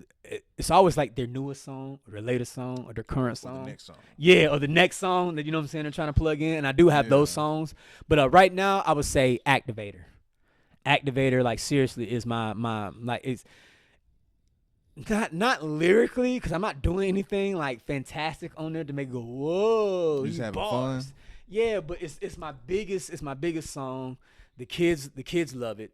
You know what I mean? If you've seen y'all, shout out to everybody that came out to the CinemaCon yesterday. But debuted my video yesterday with it too, and the kids really have taken a liking to it. And it's catchy. It catches for their vibe. I can see that. And just to kind of on your platform to kind of break it down, the behind the music to the song was I ended up getting a role for What the Heart Wants, called The Activator, and he's a sidekick to the character called the Choir Director.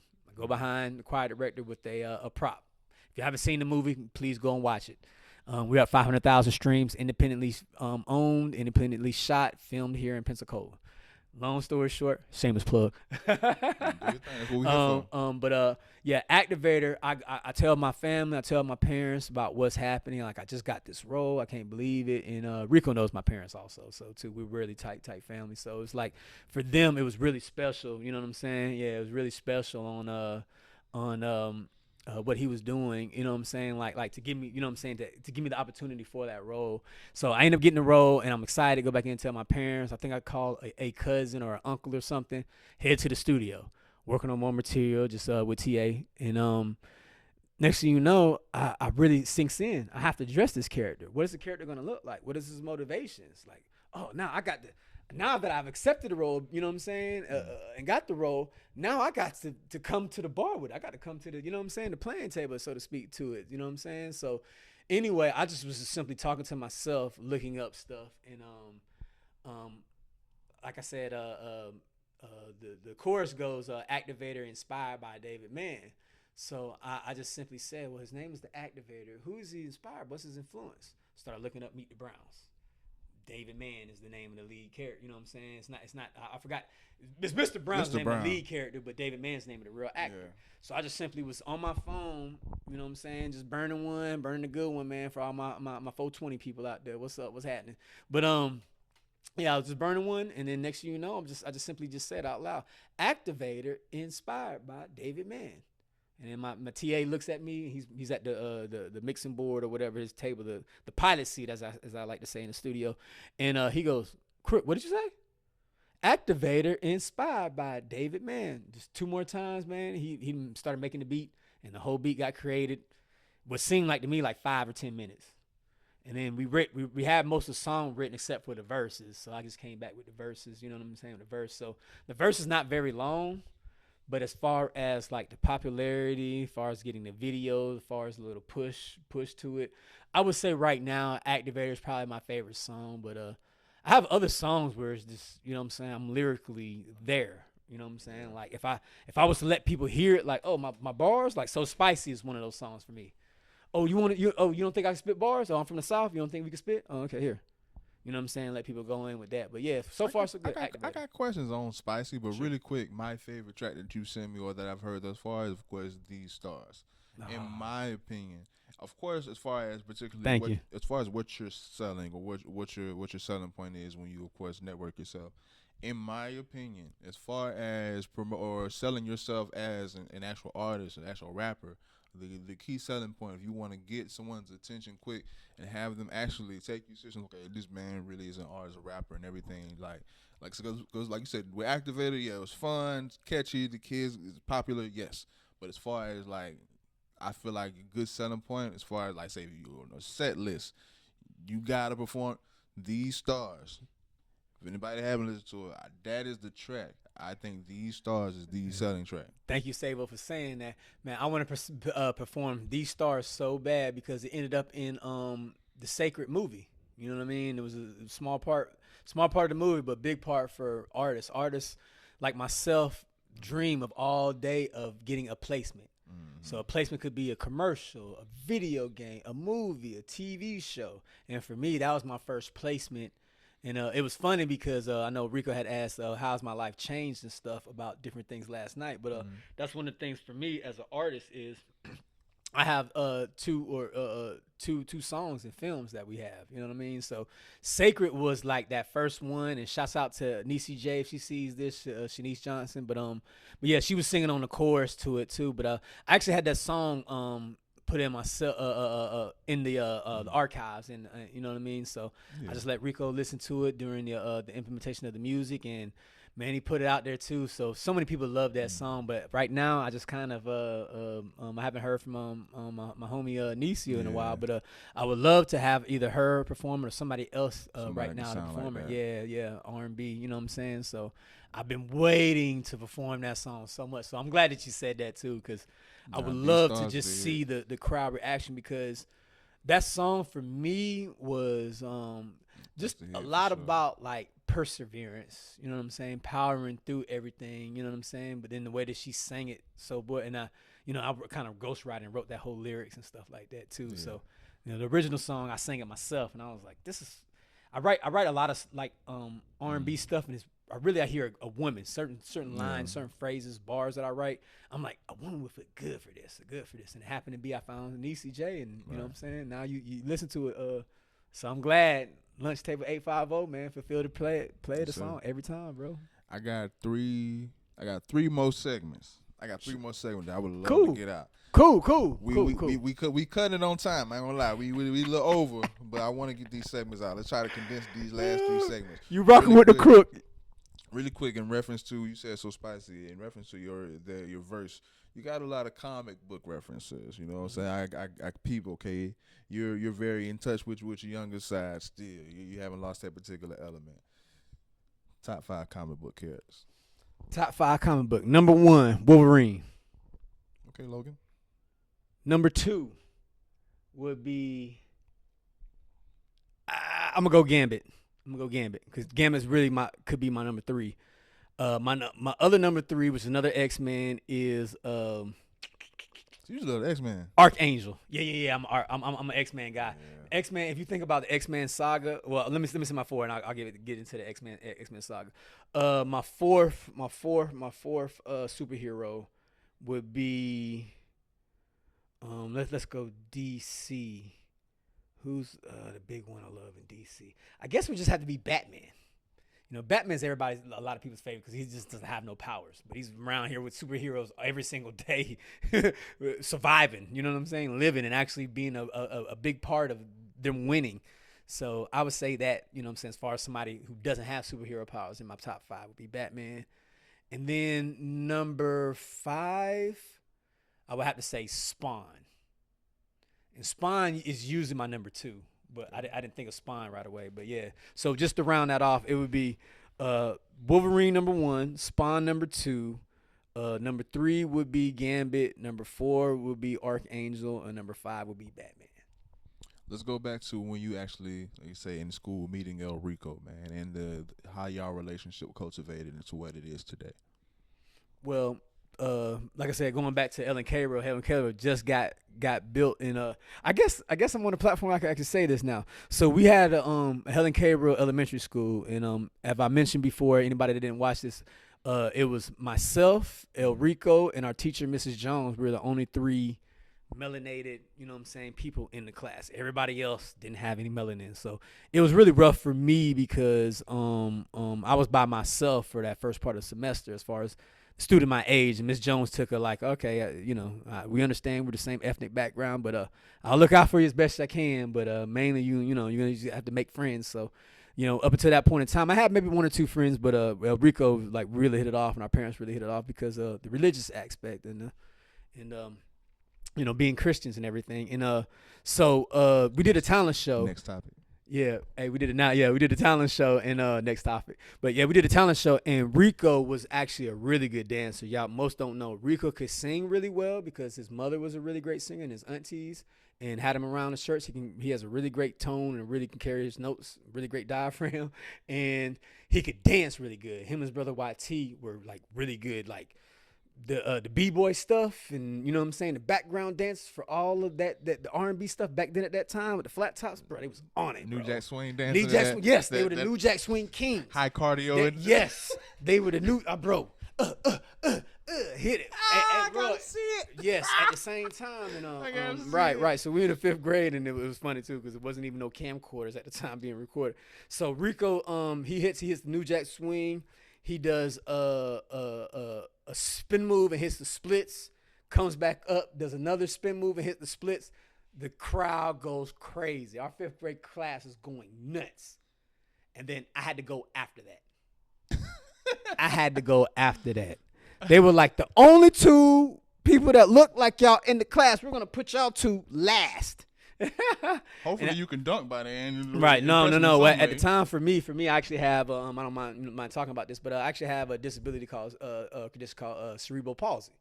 Had it all my life. I didn't get it at birth. I had spinal meningitis at the KinderCare here in town, and this is going in the 80s. There was a pandemic, and at that time, not my parents, but a lot of people didn't believe in vaccines. Does it sound familiar? So anyway, that happened. I got that.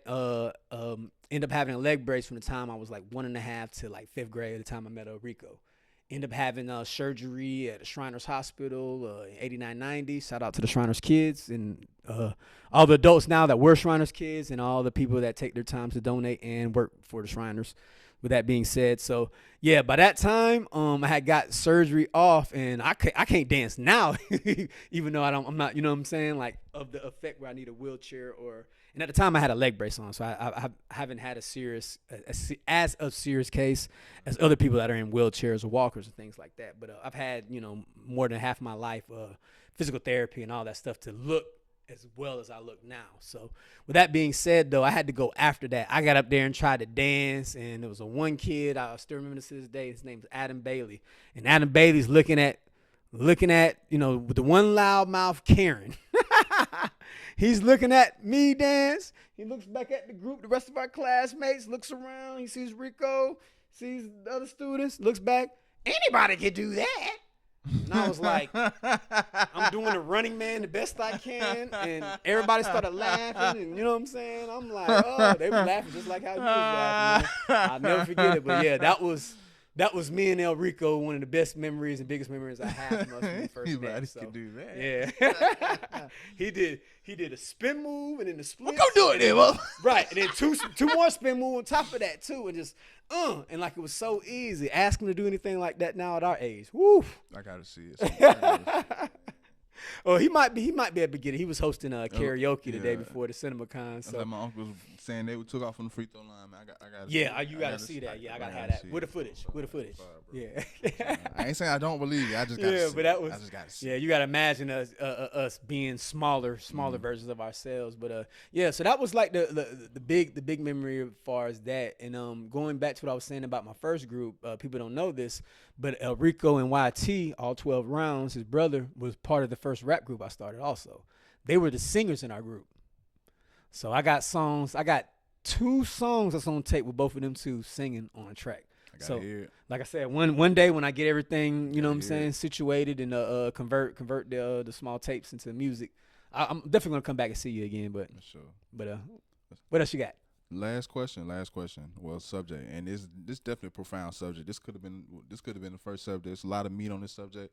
This subject we may have to double back, or this subject may be, of course, just more seed planting like we were doing last night for, like, say, more productions of this particular subject. But you said in reference to being PKs and preachers' kids. I'm not one, but of course I've witnessed them and been around preachers' kids. And as far as my interactions, yes, I'm one of the ones be like, hey, preachers' kids. Some of the growing up, I'm like, hey, one of the most freakiest girls I ever met was a preacher's kid. I'm like, yo, what's going on, bro? But can you give like some just some points, some pros and cons, and just certain details of being a preacher's kid that people don't understand? For myself, my little background is I'm third generation preacher's kid. So my grandfather on my mother's side, Pastor Eberhard is his name. He actually was a pastor. He built several churches between Augusta and the Athens areas, as I spoke on earlier. And he actually was he led the marches before Martin Luther King became who he was. So I don't know if y'all seen the viral. I don't know if you've seen the viral video, but I'm talking to y'all because I'm talking to our audience. But of the Oprah show, and she invited Forsyth County.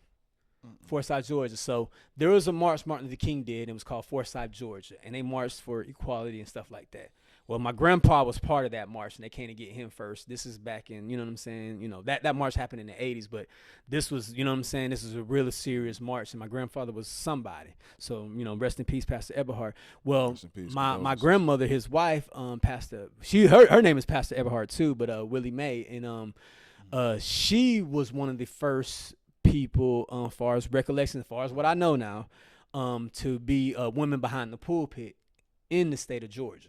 Congrats. And because my granddaddy was part of the Baptist ministry, Baptists and Methodists don't believe women should be in the pulpit, you know, we really couldn't be Baptist with her. So with that being said, like she spoke and she preaches. I forgot the name of the church that we always say.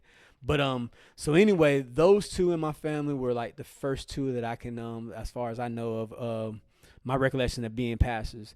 And then we get down to my mother on that same side. She's always said she's been saved and sanctified since 13. So I have one of them.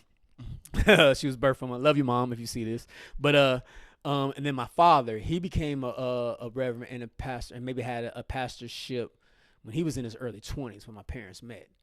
And so when we moved to Pensacola, he was already in his ministership for maybe 3-4 years at that time. So like I said, we go back to the they moved here during Cool Herc, when Cool Herc first created hip hop, so to speak. So you know what I'm saying, back in Pensacola in '78. So he was already in a minister, and shouts out to Allen Chapel. Allen Chapel was my parents' home church here in town. So, and we ended up getting, my parents ended up getting an outreach here, and they had a location on Navy Boulevard.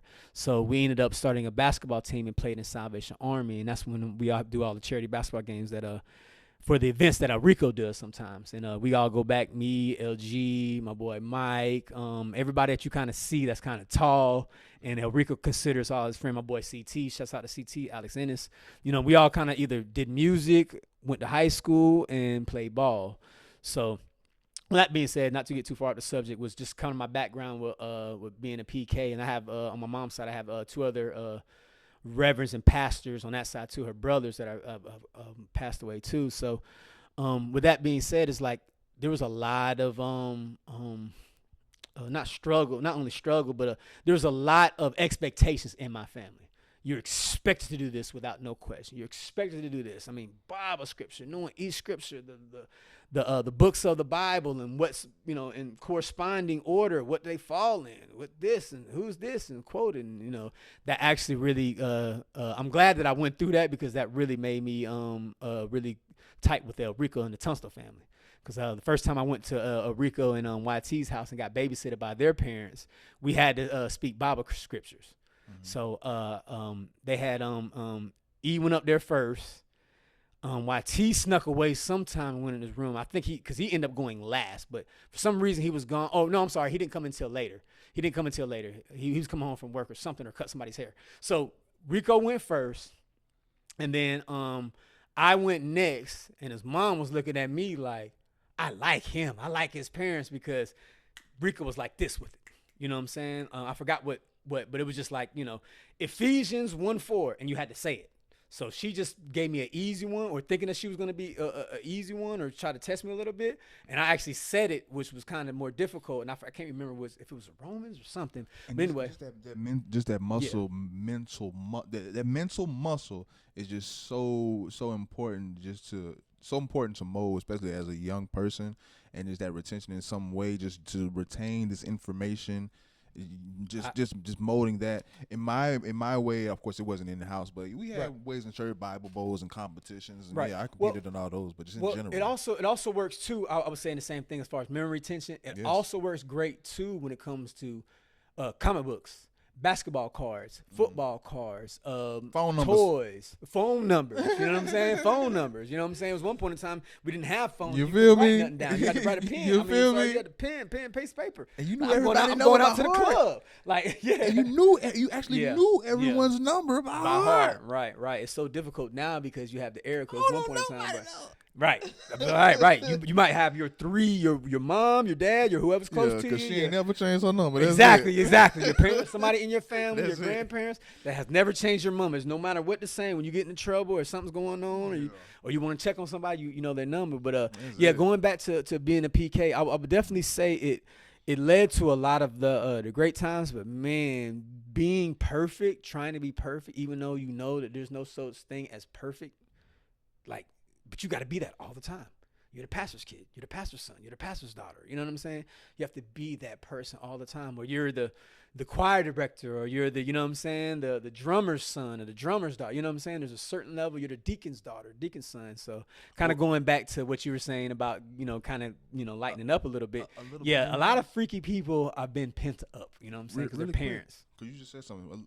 Within that, is it more so because you got to be perfect? But do you feel as if they're also saying or giving the expectation of, or like, you're also, not only are you the son, but we see you as the heir. You're the next this. And you're like, I didn't even say I wanted to be this or that. Yes. I do see that too. Yeah, you're the heir. That's what is it saying? Living through your children, living vicarious through your children. Mm-hmm. Right. You know what I'm saying? Hey, we both said the same But time, yeah. bro. You came to the right show. You came to the right place, bro. Tune in. Stay tuned for more. But long story short, yeah, man. PK is there's that certain type of esteem. You come from a family of esteem. We carry ourselves a certain way. You know what I mean? Like this is how we're gonna act out in the public. You know what I'm saying? You don't embarrass me. But then I think it's a lot of people morally that are like that. You don't have to believe in God to be a moral person. You know what I'm saying? You could be an atheist, and some people that I know that right now that I talk to and have conversations with are atheists too. But they don't believe in the skin color. You know what I'm saying? Identity, which is calling yourself black, identifying as white. You know what I'm saying? And we have conversations all the time, and it's very therapeutic and refreshing for me. Because when I was locked in and saying Bible verses, it was like, hold up. These Lutherans are coming over here. What are these Lutherans doing over here? These Seventh-day Adventists are knocking out our door. Why are they knocking out our door? You know what I'm saying? It was like, for me, I'm like, they're all Christians, aren't they? You know what I'm saying? I learned from my father, you know what I'm saying? Father and mother, you use your best teachers, your example, your role models and stuff like that. For most people, that could be your first, I feel for the ones who don't. But in my case, my dad taught me that everybody should, needs to be treated equally. And there's like you said earlier, we may not know who has the truth. It all could be all one branch of all the same thing, or it could be different branch, or everybody could be wrong. 100% of the people could be totally wrong, all the time. So, I'm all about what makes you a better person. What do you believe in first, and then what makes you a better person? Develop yourself to a better person. So, being a PK, it was very tough because. Like I mentioned in the other interview too, you never knew who was watching you. I wasn't just living. It was just like a robot. And then people become closed-minded, and then you get adults and you get older and you get the rebelliousness, you get some other, you know what I'm saying? Like I come from a family where, talking about my grandparents and then my mom and my dad, nobody from that generation, the baby boom generation, from 40s to the 60s, believed in tattoos. On my mom's side, which is the more, the religious side. Both my parents' side of the family are religious, but the more religious side of the family, the one that had the most preachers in the family, I should say. Every one of my first cousins have tattoos, except for me. Yep, I'm the only one that doesn't have a tattoo. So, you know what I'm saying? Like, I really took in, don't mark your body. Yeah, but I can imagine some things that's going to just innately stay with you. But just going back to what you said a moment ago, just like in reference to what I was saying earlier than that, like we all have morals, and whatever guides your moral compass, if it's guiding it north or in the right direction, I'm not gonna come back with it as long as you've been doing the right thing, right, and you're making the right moral decisions, dog. If whatever you choose to idolize, I mean, that person from a different religion or no religion, right? No religion is not your enemy. Yeah, like you said earlier in another conversation too, and we're all here on this rock, on this earth together. Yeah. So we're gonna wrap up soon, though. Yeah, we're gonna wrap up soon. Nah, there's gonna be more. There's gonna be more, ladies and gentlemen. There's gonna be more. I'm definitely gonna come back and jive back. This could be recurring for all I care, but just for file purposes. We might have to create another show, our own personal show. Brothers from another mother. We can do that. Off camera, I'm gonna run an idea I had past LG. I'm gonna run it by you as well. Okay, but nah. What's up? Shout out to LG, by the way. You want to give your last shout outs for the people, man? Yeah. We about to wrap up now. In a minute. Okay. Are you finished with the PK? No. That was the last topic. Yeah, the PK. Yeah, I'm sorry. The PK is the last topic. Just finish. Yeah, finish. My thoughts on that though too was now there are some people that do go into the clergy after that because of their parents was a strong influence, and I have so much respect for those men, women that go in and take over their mother or father's religion. Yeah. See, I'm not from that mindset too, where women can't speak the word. You know what I'm saying? There's a lot of that old school mentality too, which I do not like. Even though it's in the Bible. A lot of things in the Bible. There's a lot of things in the Bible. That Christians seem to just skip over. Yeah, man. It's so hard about this religion.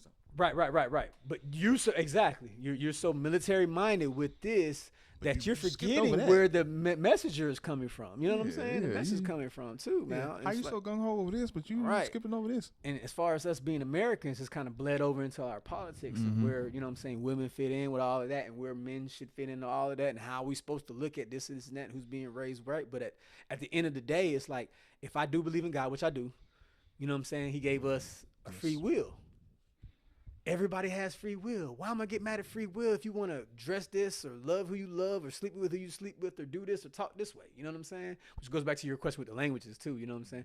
That's very, very difficult to translate the Bible in all the different languages. The Bible's been translated. Greek, Latin, you know what I'm saying? Everything has been translated. Not only translated, tampered with. Tampered with, right. Moved around. And my father taught me all that stuff too, where to look and what to look for in the information. They literally have instructions for slaves in the Bible. In the Bible.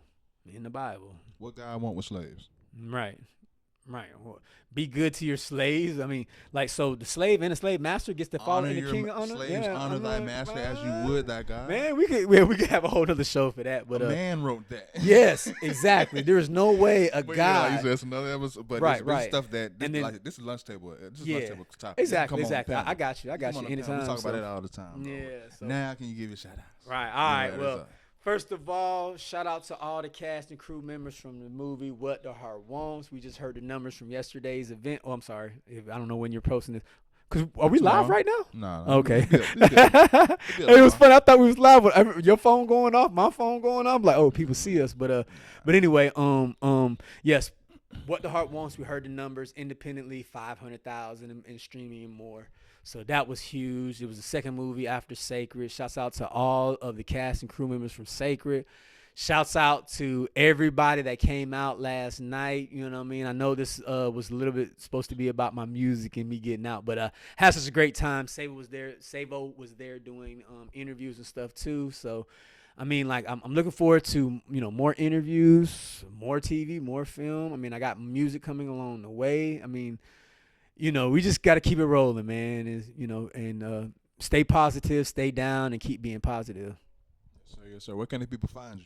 All right. You can find me, Krook, on Rugga Nugga TV. That's where my music videos are, y'all. So RUGGA NUGGA TV. Rugga Nugga TV on YouTube. You want to listen to more of the music itself. I'm on Krook Topic. KROOK-topic.